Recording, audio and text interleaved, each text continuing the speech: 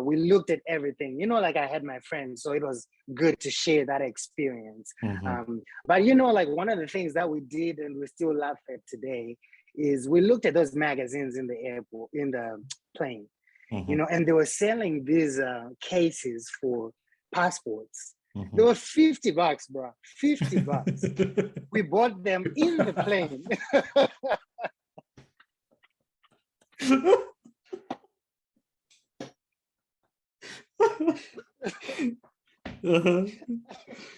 Like we were like, oh, we don't know. Maybe this is the experience. This is part of the experience. Let's buy this thing. Dude, we paid $100 for the 2 little cases for passports. For what? But hey, I still have mine.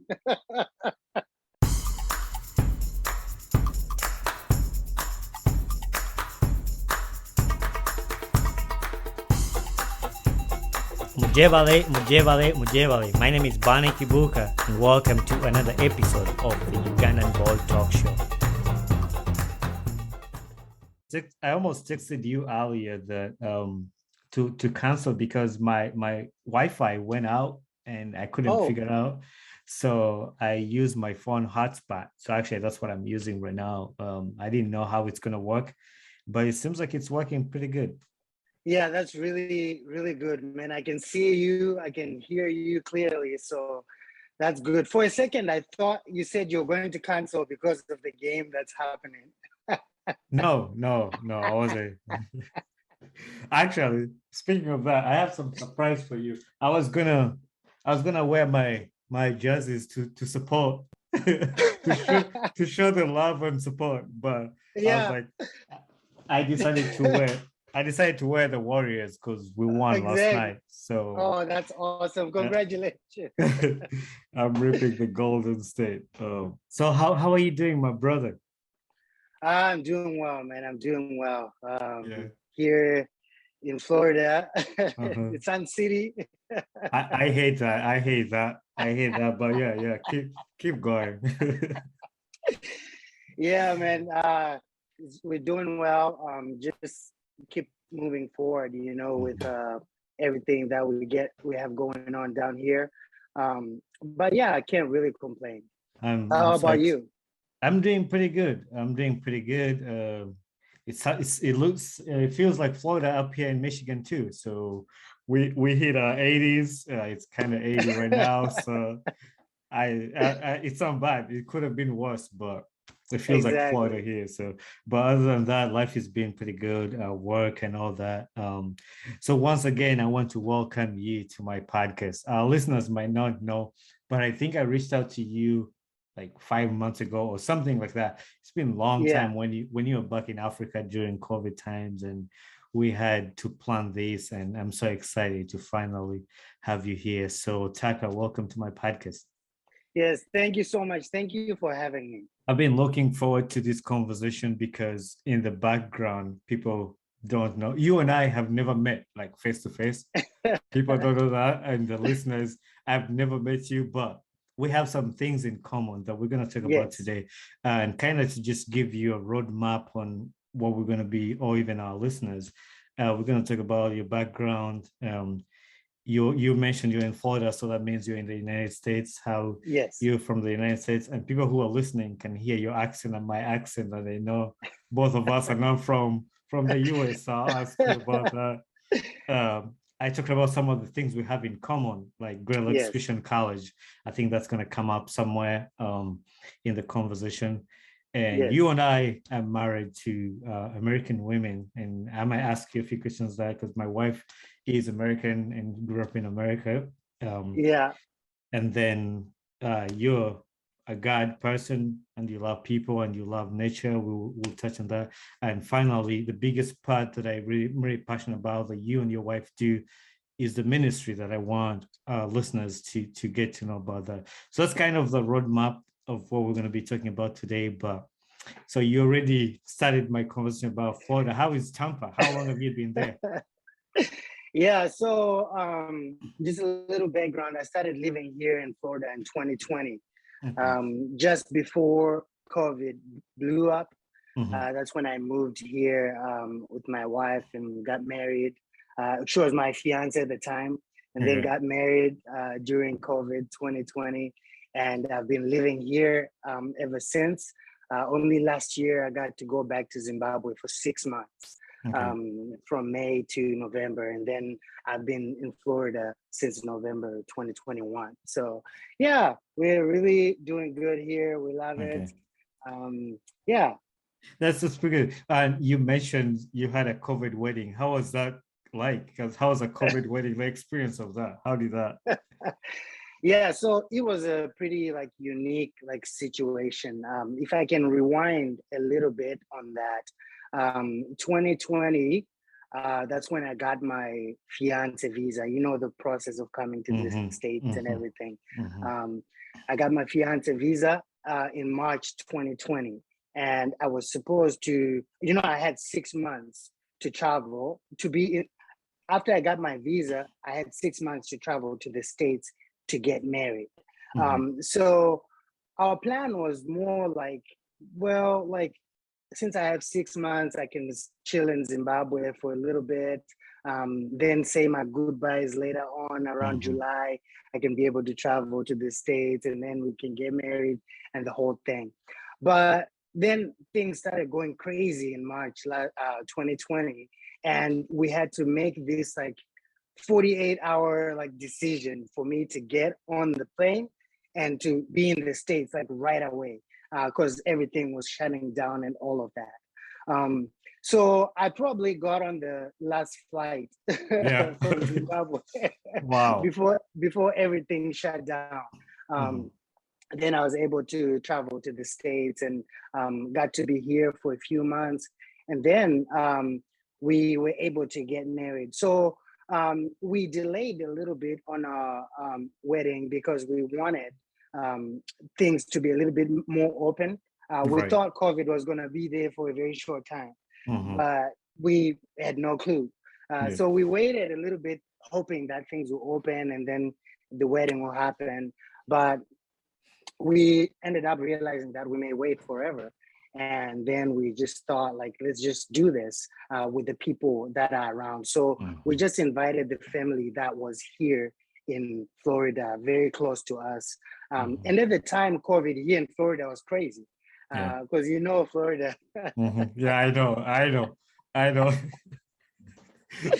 Yeah, so at the time it was crazy. So we're like, okay, we don't want to risk people like coming down here and getting COVID and all of that. So we just had like 9 people at the wedding, including ourselves. And we just went down to the beach, and then like we just said our vows and just kind of hung out with family for the day. Yeah, that's crazy. And that's the whole reason why I asked you, because I know all the weddings that happened in COVID, they were unique and special.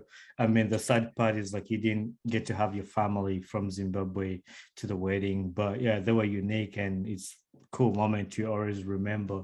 And it's a story that you're going to tell for the rest of your life, like for how special that day was. And I have a friend who had to do the same thing. They were in the States, and they had to change their wedding plans because of that. So it's crazy to see how COVID affected things, and it's been a blessing and like, I wouldn't say a curse, but like disadvantages and advantages. But yeah, it's pretty cool. Now, you mentioned Zimbabwe. We've been talking about Zimbabwe, and for the listeners that are tuning in, Taka is born and raised in Zimbabwe. So how was your life growing up in Zimbabwe? Kind of like a background. And yeah, I don't know if we have any pages enough to write the story, because it's just like a very long story of like just like how life was in Zimbabwe. But yeah, so you're saying Taka, my full name. So Taka is the short name, like, short way of calling my name, because it's hard for some people to pronounce my name. And also the last name also is not English, you know, it's Zimbabwean. So like people have a hard time like saying that. So my full name is Takawira Sithole. So Takawira Sithole is my full name.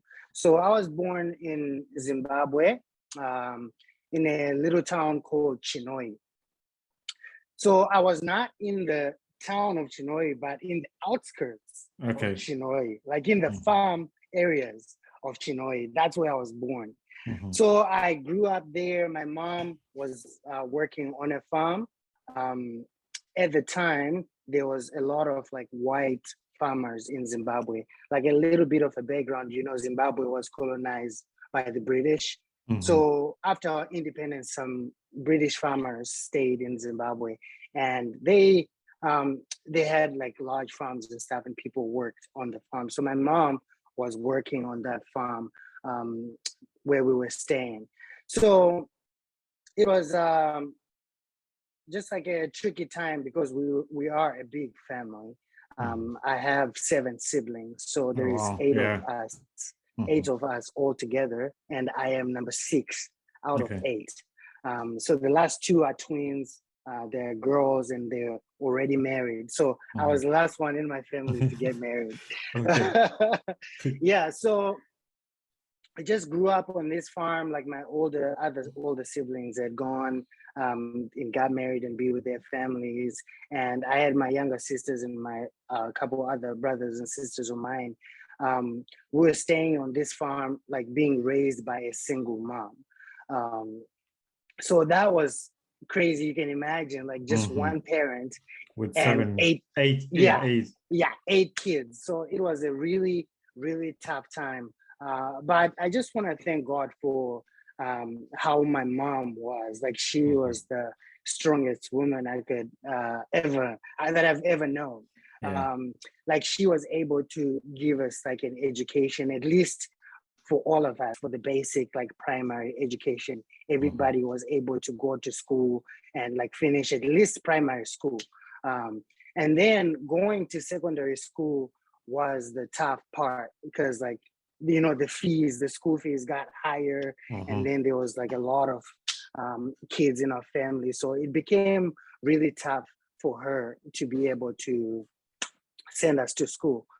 So that's when I was able to get sponsors from this like organization that was working in Chinhoyi that provided for my schooling stuff, all of high school and college. That's a pretty cool story, and I like to ask people about that because all of us have a different background, have a different upbringing, and the way we struggle through life or the way we go through life is pretty different. And the reason why I ask you is because the people that are listening to this podcast that are in Africa, in Uganda, in Zimbabwe, are going through the same situation you went through. So when they hear somebody talk about what they went through, it gives them hope. Or like, this guy grew up in a family of 8 with a single mother, and this is where he's at.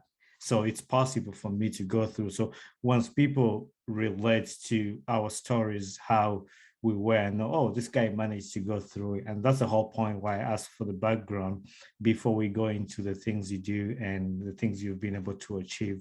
And I'm glad that you took it back to God, because I mean, God is everything. Like God makes everything possible. So I'm glad that you connected to that. And for the people who are listening, it reminds them that, hey, me as a person, I can only do much, but you yourself said like God took care of that. So that's pretty cool to hear. So obviously I mentioned Great Lakes, and so you had to travel from Zimbabwe at some point to come to the United States, and for the first time.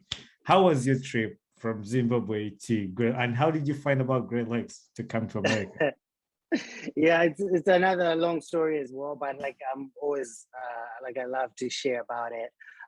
But once again, before I get into that, I just want to say like thank you for this platform. Like you're doing a wonderful job, just being able to just like bring these stories to people, and just encouraging like one another. Especially the people back home, because like sometimes it's very easy to think that like where you grew up in that little like place that you could, wherever you may call it, like a village or a farm or wherever, like you may think like that's like where that's the end of it. But like there is more to life, and then like you're able to really go out there and be able to see like what's there and be able to just kind of learn from other people and just be able to grow in that. So like thank you so much for sharing these stories, and I know they encourage people. They encourage me too. Like I listened to your podcast, and I was listening to the one with Joe Baraka, and like you guys, it's just amazing to see brothers from Africa like making such a big impact. So that's really cool. I'm proud of you for doing that. Thank you, Sam. Thanks for accepting to be here. You guys are the ones that make this happen. If I didn't have people to come and share their stories, and like I always say, like these stories, they keep me going. I like to hear you. Like I mentioned at the beginning, I've never met you in face to face, but we've been friends talking about Taka, talking about this, even though we have things in common, but getting to know more about you, because what you're sharing right now, I don't know yet. So I get to listen to it, and then my listeners get to listen to it, which that's the idea that I have in my head, that somebody's going to listen to it and it will impact them. I was happy when I received a text from a guy, I don't know him, Hassan, but he listened to that episode of Joe, and he was sharing about how he was appreciating me for bringing the stories to encourage the people that grew up in uneducated society, because that's where he grew up, and poverty. And most of these kids just want to have a friend, and they ask me all the time, can I be your friend? Which it's a privilege for me to be a friend to somebody else. You know, the many people you know, it's the better. And friends are priceless. So it blesses me as I bless other people, like to bring these stories. So I appreciate you as well. Awesome. Yeah, I saw a post about that, and it's just like those stories that keep us like moving forward. So coming to Great Lakes, as I mentioned, I was in Zimbabwe. Like I started high school, and there is this organization that had like American founders that was working in Zimbabwe. So they were helping my brother at the time, like paying for his high school schooling needs. And when I was about to start like high school, my mom was not able to send me to school. And these guys stepped up and found sponsors for me to be able to go to school. So they started paying for my school fees and everything that I needed. So as I was about to finish high school, I got this email from my sponsor, because what this organization does is it pairs a student with a sponsor in the States, and the sponsor in the States like sends money to help this student. So the sponsors of mine on the state side sent an email to me where they were saying that, like, we heard that you're coming to the States. I was still not done with high school at the time. They told me like, oh, we heard you're coming to the States. Like, we're excited about that. But it wasn't me, like it was somebody else. So, really? Like, yeah. I was going to ask you, like, did you have plans to go to this? Because you have not mentioned that about that. Like, you had all your plans to go to the US. So I was going to ask you that question. Yeah, I was like, no, like I haven't even been to the capital city. Like, I don't think I'm the one you're talking about. Then later to find out, like, it was one of the guys that worked in the organization who had got an opportunity to come to the States. And I had no clue about that. It wasn't me. So then I went on to finish high school. And right that year in December, that's when one of the guys from the church approached me and like a couple other friends of mine and told me like, hey, like there is an opportunity for two people to go to the States, to Great Lakes Christian College to learn about the Bible and everything, because we were already involved in the church at the time. So we're really hands-on, like in helping, like ushering, all the little like duties that we did at the church, like we're helping with that. So when this opportunity came, they thought of me and my other friend, which Hermann. They just like picked the two of us to be able to get those scholarships to come to the States. So that was a big shocker now for me. I was like, wow, like this is crazy. Because like 6 months ago, like I got a message that was not for me, but now this is real. And like how God like shapes the story is just like amazing, because I had no clue. Like I mentioned in the beginning, I grew up on a farm. Like there was no way I was thinking that I'll be able to go to the States. Right. So that was crazy to hear. and then like we started the processes of coming to the States and all of that. English test, like I didn't have a passport at the time, and like we had to start the process of applying for passports, which could take up to a year, but I had like a few months before school started, and we had to like expedite the whole process. And you couldn't buy like plane tickets before you got a visa, and you couldn't get a visa before you got a passport. Right. So all of them, like I was working backwards, you know, to get all these things, which was crazy because, like, you know, when we went to the embassy for interviews, good thing, like it was the two of us doing this whole process together. So that was really nice because we had to lean on each other, and we had to travel together too. So you just have somebody with you. So at the visa interview, actually in the embassy, like when I was doing my interview, my visa was denied. Like, as I was in the embassy, like they were interviewing me, and you know, the process is nerve-wracking. Like it's something else, you know. People don't know. Like some people can't relate, but if you go in that office, like that little room with a counselor, like it's something else. It's not easy. I share my story. I was lucky to get the visa the first try, but a lot of people will tell you it's not an easy process. Oh, it's not. And just like stepping into the gates of the embassy, you start feeling you start shaking. Yeah. So like it didn't work out. We had all our evidence, like everything that we needed for that, but it just didn't work. And I went back to sit down and to wait for my friend, because like my interview was done. So like I was just like waiting for him so we can go. But we thank God for like how much of a wonderful friend like he is. Hermann, he was able to like talk to the consular and told them like, like for me, I was planning to go with my friend because like he got his was approved. But before he came back to sit down, he told them like, guys, like I really was planning to go with my friend. Like, I don't know if I'm gonna be able to do this without him, and like the whole thing, which was so nice for him to do. And for some reason, like he came back to talk to me, kind of like console me, like it's not the end of the world, you know, like it'll be okay. And then after a few moments, that's when I heard my name being called again, you know, and the one who interviewed me told me like, hey, like we are going to give you your visa. I was like, what is this? You know, in that process, I was like, God, like you set this thing up. Like you told me how I was going to go to college. Like we had already done like a farewell party. But then there is no visa.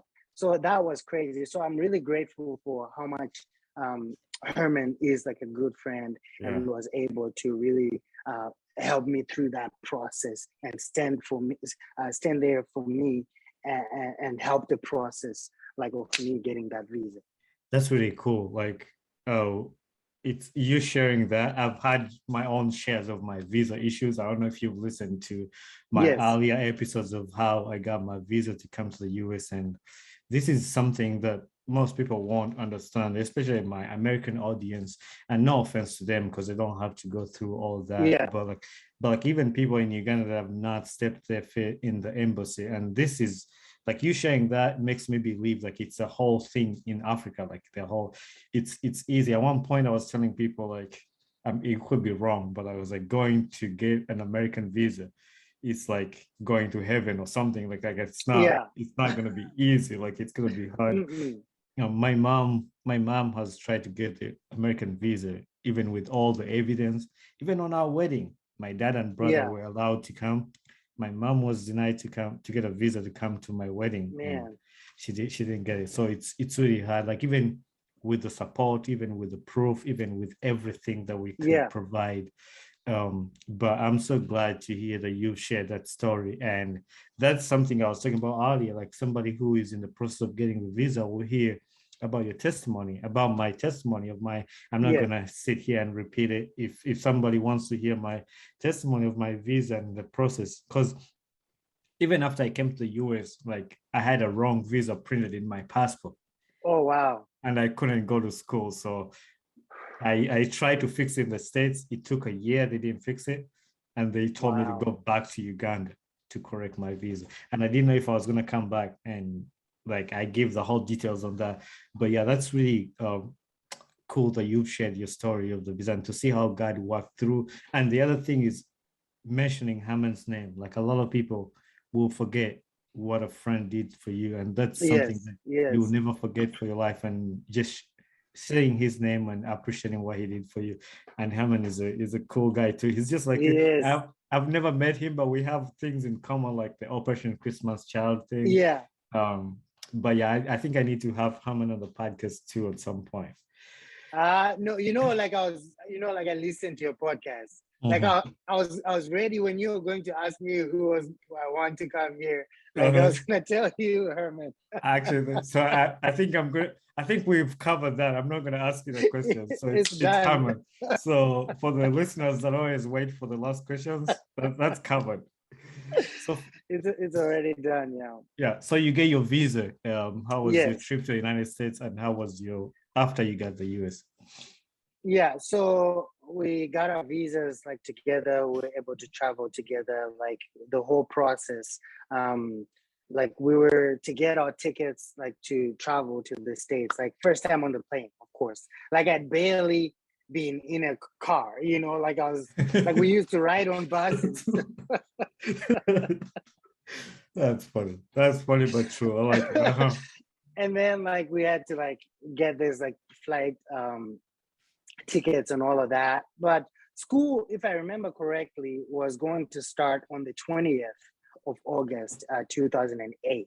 But there was no like tickets available, like because I got my visa on the 14th of August and we wanted to get the tickets so we can be able to travel fast. But there was no like tickets like before the like 19th. So the tickets we got were for the 19th of August. And then we had to travel and then like started school late. But that was crazy too, because like, like I was saying, like I grew up traveling by bus, and then I was on these like 4 consecutive flights, which one of them was 11 hours long. Wow. In the air. Yeah. Like it was a crazy experience. But I really loved it. Like I loved it. We looked at everything, like I had my friends, so it was good to share that experience. But like one of the things that we did and we still laugh at today is we looked at those magazines in the airport, in the plane, and they were selling these cases for passports. They were $50, bro. $50. We bought them in the plane.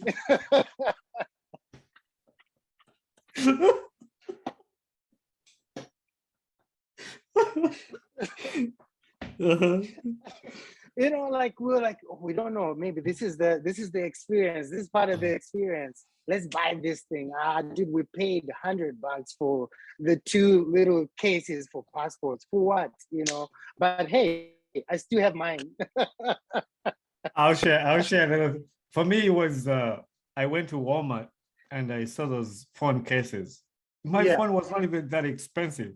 Probably my phone was cheaper than the phone case I bought. And I see the phone case, I was like, oh, I'm gonna buy it. Because in my head, I had not processed the money, like the difference. So I ended up buying like a $80 phone case, and my phone was only like $30 or something. That's why I loved it a lot. Yeah, it was a huge, like, like culture shock starting in the plane, and then like we then got to the States, to like Tennessee. That's where the people that helped us lived. And then the following day we drove to Great Lakes, and then we went to Great Lakes, got to Great Lakes, they dropped us off and left. So like there was no like much time to like really like learn what's happening. They're like, guys, we brought you to college, this is college, see you later. So that was like a big like shift. for us, just like a lot of like different things that we saw through that process. But as soon as we got to Great Lakes, like it was amazing because like the people there, like they were just like they are even up to this day amazing people, amazing human beings. As you know, Great Lakes is a very small college. But for us, for me, it felt like a just like a big family. You know, it felt like a family to me. Because like it was just like a good experience that I had, just like having being welcomed in that community, the professors getting to eat with you, just like spend time, talk to you. It was just like an amazing process. Yeah. So some of the friends you met at Great Lakes, do you have some? Was Q at Great Lakes when you went there, Quinton Howard? No, he No. was not. Okay. I didn't know him, but I don't know if you know Darian Burse. Like I Yeah, know yeah, I know. Yeah, I know yeah, Darian. yeah, he was there at the time, and just like a few other guys. And I also met Danny Danny. before, yeah, before he wasn't going there at the time. Like he just visited, I think, to see the Okay. school and stuff. Yeah. Actually, when I went to Great Lakes, there was President Carter the president while you were there? Yes, Okay. he was. So yeah, he was sharing stories about Taka. Oh, we had a guy from Taka. He was from Zimbabwe, and he would share like stories. And every time they get an African student, which it's something common, like, oh yeah, we had this student from, because they want you to feel at home and they want you to know, oh, Yes. somebody else has already done this. But also Chris, what's his last name? Edelman, yeah, Edelman and Scott. They all like they will share stories about when you went to school. Was Chris a student too, or he was? Yes. Okay. He was at the time. I think it was a year after I left or something, like where he was able to then like when he started working. Yeah, because I really lived through the same life you live, being a maintenance worker, and they were talking about different things and different so, and then the other part is the soccer. Actually, I think till today, there's a picture of you in the Applebee's in Lansing. You and there was another Danny. He had like an afro. Yeah, he had like an afro. And I played soccer with Danny in the indoor soccer, so that's pretty cool. Wow. Oh, every time I go, yeah, I like when they put that picture in Applebee's the first time. Like I had all of my friends because I was in Zimbabwe at the time. They sent like that picture to me, like, hey, like we see you here, and all of that. And then I heard not too long ago they actually renewed the picture with like an old picture. I'm like, what? Yeah, it was still there. And so I played soccer too. Actually, that's why you can't see it. But on the left side here, you'll be able to see it when I publish because I have a different camera on the angle. But on the side here, I have my Great Lakes jersey, number 7. Yeah, I saw that too. Yeah, so I used to wear. But yeah, my soccer season wasn't the greatest, but like you say, the greatest time of Great Lakes, making friends and the friends you still have today. And I'm now speaking to you because of Great Lakes, and even though we were not there at the same time, so that's how cool a small college could be and impact our lives, that we're gonna have these relationships for the rest of our time. And I met my wife at Great Lakes. That's where we both of us went. I think she knows you because you used to go and do ministry at Outreach. Yes. So we had a band with a few friends of mine from college. We were playing in a band. Like I self-taught myself how to like play bass guitar. So I was kind of learning at the time. And we had this band. We used to play in chapel and all of that. And then some of the guys went to Outreach and then would go there to play sometime as well. So yeah, that was my experience with Outreach. Yeah, and that's how she remembers you from that. So I think she would have, and I wouldn't say kill me. I was gonna say she would have killed me if I didn't mention her name and how she met you. But yeah, I think when she listened to the podcast, she'll be like, "Oh yeah, I'm glad you said my name." Oh, because she told me that.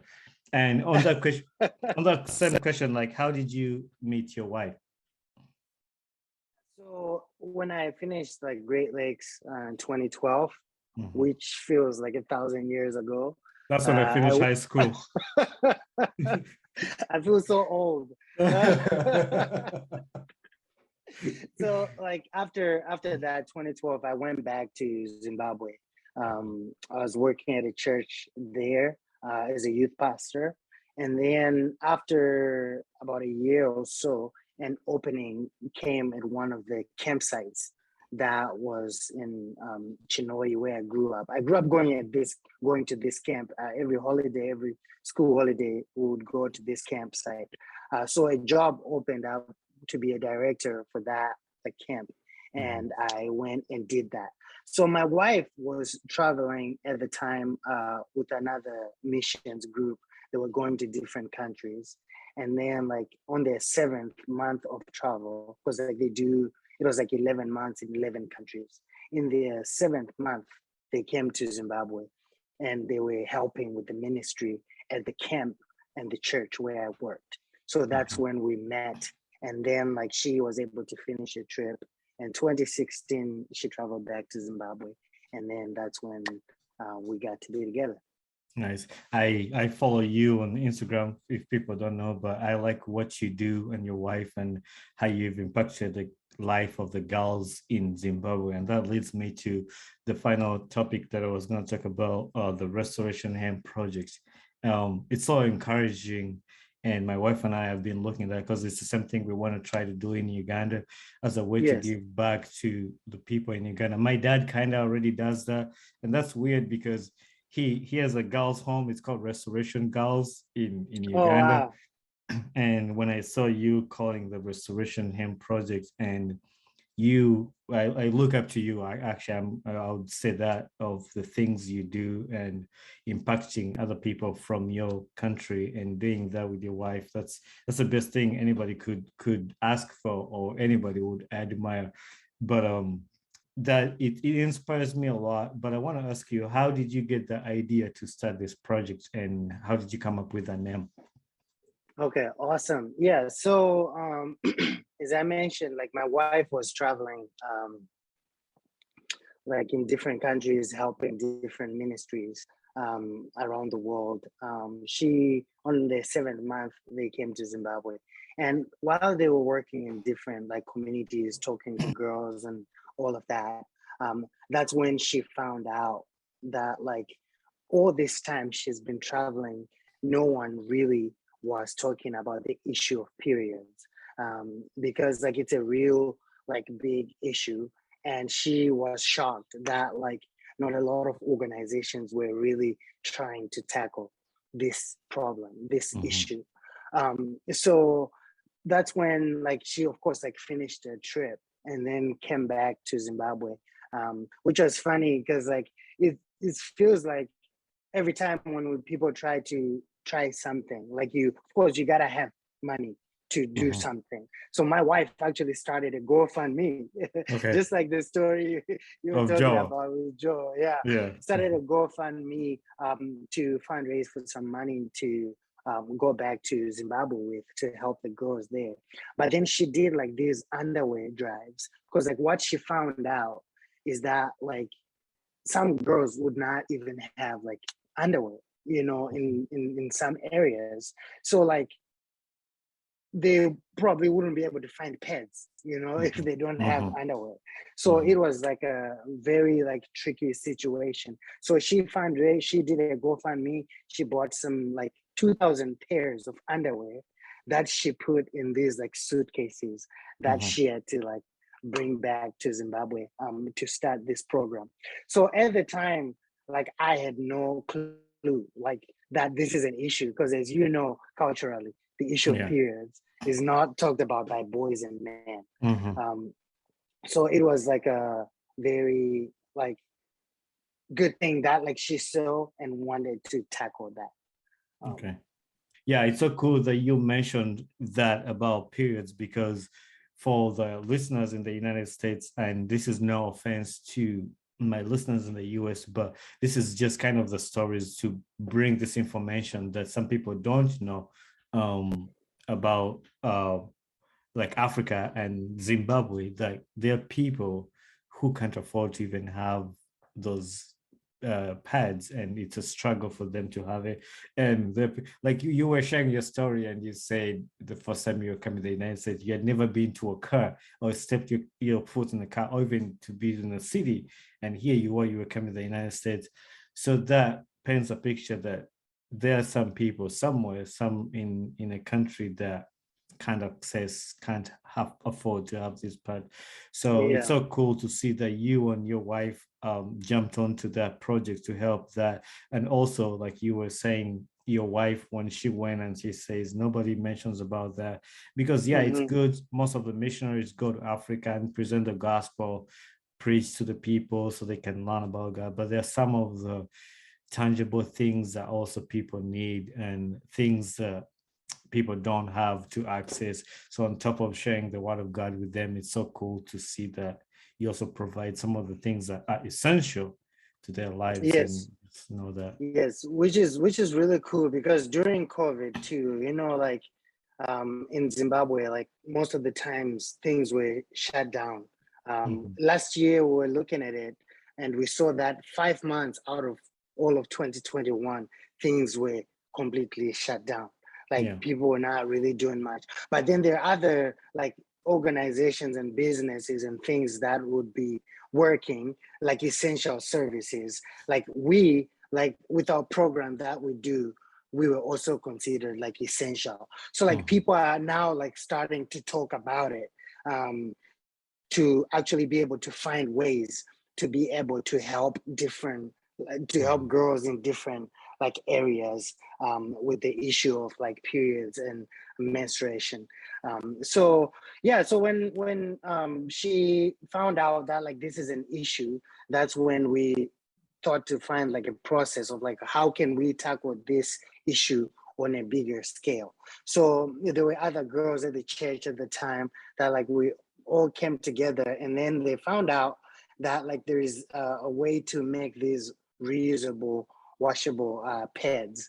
And one of the ladies who was visiting, who shared the idea, then showed the people how to make it. So the girls at the church, like they made these pads, and then like we went to distribute them to a school that one of our friends' mom was working at. And then after that, we realized that like the girls there at the school said like, this is very helpful. This is much needed. And then we decided, how can we do this like on a bigger platform? That's when we started like registering the organization in Zimbabwe and also like here in the States. So the Restoration Hem Project, it's mainly like driven from the story in the Bible when like the lady, like we had the flow of blood, and then like she found a way where she touched the hem of Jesus' cloth, and then like she was healed. Like it's not like the same process of what's happening to these girls. It's just like regular periods, but like it's just like knowing that like God has given us this opportunity to be able to redefine how some of these girls are able to deal with their periods. So like we found this useful, and we've been on this project since 2016, and we have seen so much change, so much lives being changed in these like different schools, confidence, like everything, just also sharing the gospel, because like we're not out there like baptizing people every time we do a distribution, but we go out there and tell them like, hey, God loves you, you are made in the image of God, and therefore you should take care of yourself. Like focus on education. Like now you don't have to worry about your periods. This is what you need. This is what you can use as you're coming to school. So we've just like seen a lot of like change happen since we started this project, and we will keep on doing that. I bet. And yeah, just you sharing that, and I could see how that can build confidence in a girl's life. Like a girl's like, no, oh, this is normal. Because when I was growing up, most of the girls were scared of that. They would not tell nobody. And when something like that happens, like I don't know if it's okay for me to share, but we'll be in a class and the girl didn't have a pad, and her uniform is all red. and like she'll even feel scared to stand up. But some Yes. kids will laugh at her. So like things like that. But also on the other note, like that takes away all that when you guys help these girls. But also the other thing that I've noted that you mentioned, like you teach these girls how to make these reusable pads. So it's like a sustainancy kind of thing. Like not only do you give these girls, but you also help them to learn how to make their own. So like they'll be able to be in a position where they can sustain themselves in making these reusable paths that you teach them. So that's pretty cool. Yes. Yeah, so like we have done that in a couple of places where we taught them like how to make these reusable pads, but we have faced like issues where like sometimes like the girls like they don't have the right, because you need to have the right fabrics to be able to use for these pads, because like they have to have the right kind of absorbency like in everything, like in the machines that the people use to make these pads, like they need those. So because they don't have those machines and those fabrics, sometimes it's really hard for us to really encourage them to use any fabric to make these pads. So usually what we try to do is like we incorporate like our local team, like had like we give jobs to them that they're able to make these pads and be able to distribute them to different like girls in different communities and schools. Okay, and that's amazing too, that it's an opportunity for people to even have jobs, and so it's like a full circle, like everybody helping each other. But also on your social media a while back, I saw you were doing the envelope of fundraising. Were you guys done with that? Yes. So what we do, like our organization is in Zimbabwe, but here, like in the States, we have two entities, one in Zimbabwe, one here. And the one here, like we do all the fundraising for the work that's happening in Zimbabwe. So while we're here on our social media and stuff, we do all the fundraising campaigns to raise like funds to be able to do the work in Zimbabwe. So like the envelopes challenge, it was one of our friends who actually told us about the envelope challenge, and we actually got to implement it. So it's fully done. It was for the month of March. We had these 100 envelopes with like numbers 1 to 100 on them, and anybody can choose what number they want to donate, and every number that's donated will cover it until we cover all the 100 envelopes. And the night before the campaign ended, like the time that we had put on it, we had about 24 envelopes left that were not filled. And then like there was like one donor who said like, hey, like however many envelopes you have left, I want you guys to add up all of that and I will cover it. It was just amazing. So amazing how God brings people like that to be able to support like this work.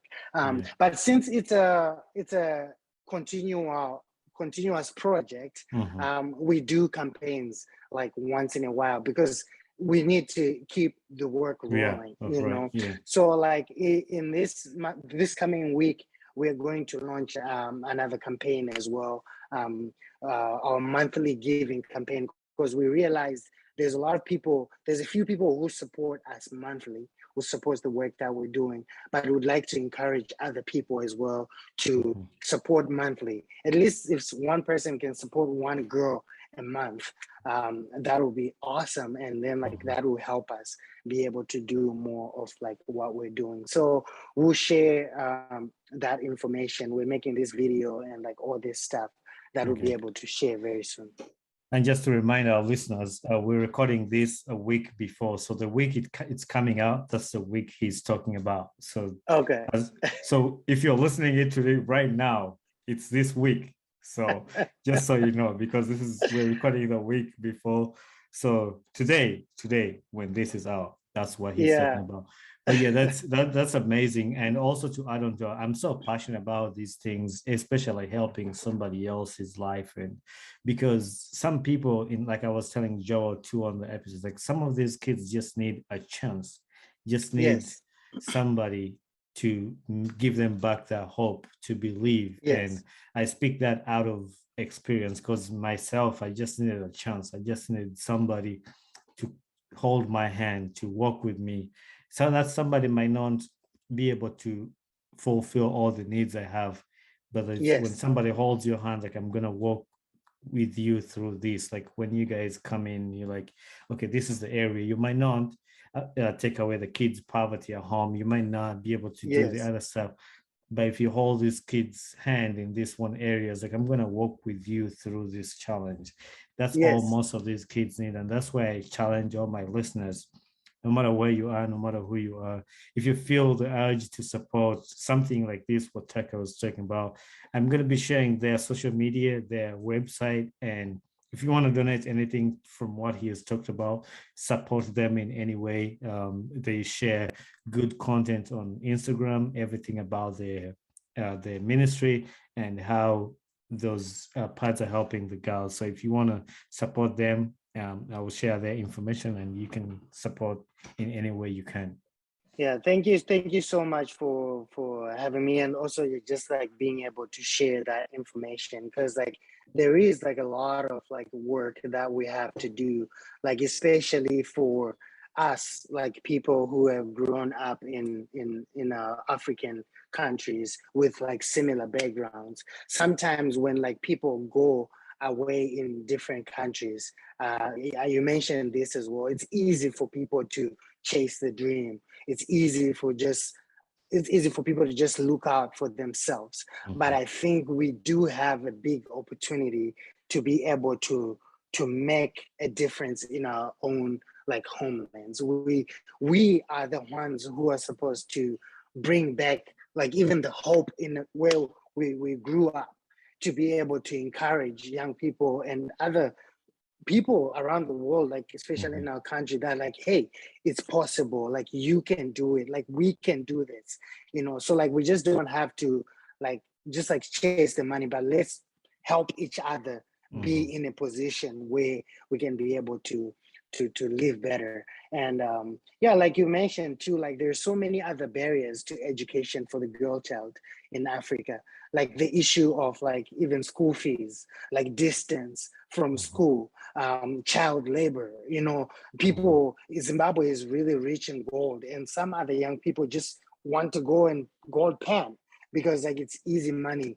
And child marriages, like people get married young because they're not going to school, and they're teen mothers, teen fathers. Like it's just like a crazy situation. So like periods is just also like one way that we Mhm. can be able to reduce the amount of barriers to education. Um, so we're just trying to do the best we can, and we believe like if we all take part, like we can be able to make like a huge like difference. Yeah, I want to appreciate you and the wife, obviously, for the good work that you guys are doing. I know your wife doesn't know me. Maybe she knows me through the conversation you had with her, but just pass my greeting to her. Tell her like I'm really uh, proud and encouraged. And you guys, I look up to what you do, and it's something that I always want to do to encourage. I never want to stop whenever I have an opportunity to help somebody else and seeing what you're doing, that gives me hope and encourage to help somebody else. And we're on the journey too, like trying to do the best we can to help everybody or to help in any way we can. So I want to appreciate you for that. No, thank you so Before much. before I let you go, like what has been your life lesson at this, like to this point? What is something you've learned out of life? Yeah, the things that I've learned, like it's what we talked about from the beginning, just like your story is there for someone's life as well. So when you share your story, you are able to um, just be able to encourage the other person Mhm. to be able to do things that they may think that like is not possible. Mhm. So like just like as we live, as we talk, like however, whatever situation that you are in, like it's not a mistake. Like it is like something that God has given you, God has presented to you, and you are an encouragement to like another person. So like that's like just like one of the things that like I've learned, just like continue like sharing the story of your life, because like it's Mhm. it's different from the other person's. Right. So like it always like it makes a difference in someone's life when you bring it out there. Yeah, that's totally true, and I like that because our stories can impact another person's life, and I appreciate when people accept to come on my podcast to share or have a conversation. And there are some people who have said no, which is fine, but I'm sure that God uses those who say yes, and I don't pressure anybody because I know it's some people are not comfortable with just sharing, but I know God uses other people who are able to do that to impact other kids' lives. And then the last, I'm not going to ask you who you want on the podcast because we already covered that. We covered that. Yeah, but the last question I'm going to ask you, what gets you excited about life?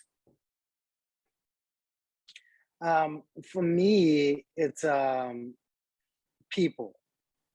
Okay. Like people gets me like excited about life. You know, like I there's this guy, I don't know if you know him, like Bob Goff. I actually have a book of him like I read. Yeah, I read his book. Yeah, it's so good.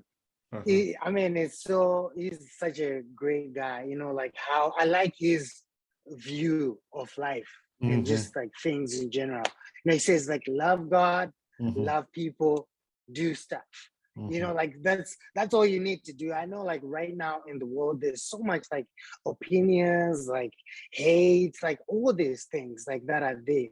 But like love God, love people, just do stuff. And when we do stuff, like for us, like me and my wife Jen, when we go out in a community, and even the team like back home, when we go into a community and like give out these pads and seeing those smiles on people's faces, just like knowing that like they've got like what they needed, you know, that gets me going.